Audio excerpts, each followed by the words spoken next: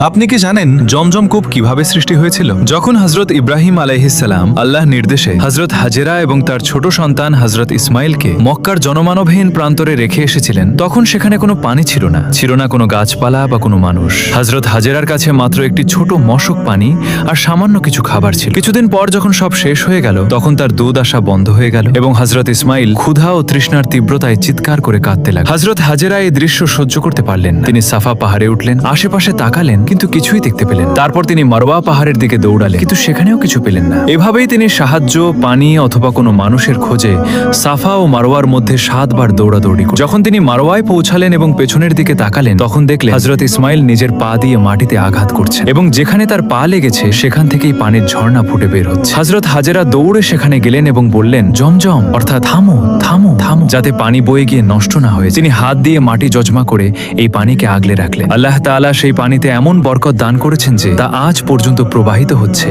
এবং কখনো শেষ হয়। রাসূলুল্লাহ সাল্লাল্লাহু আলাইহি ওয়াসাল্লাম বলেছেন, জমজমের পানি যে নিয়তে পান করা হয়, আল্লাহ সেই নিয়ত পূরণ করে। আজও যে ব্যক্তি সত্য নিয়তে জমজমের পানি পান করে, আল্লাহ তার প্রতিটি দোয়া কবুল করে। শুধু মনে রাখবেন, যখন আপনি আল্লাহর উপর ঠিক সেই অটল বিশ্বাস রাখবেন যেভাবে হযরত হাজেরা রেখেছিল, তখন জমজম শুধু মক্কায় নয় বরং আপনার জীবনেও ফুটে উঠবে।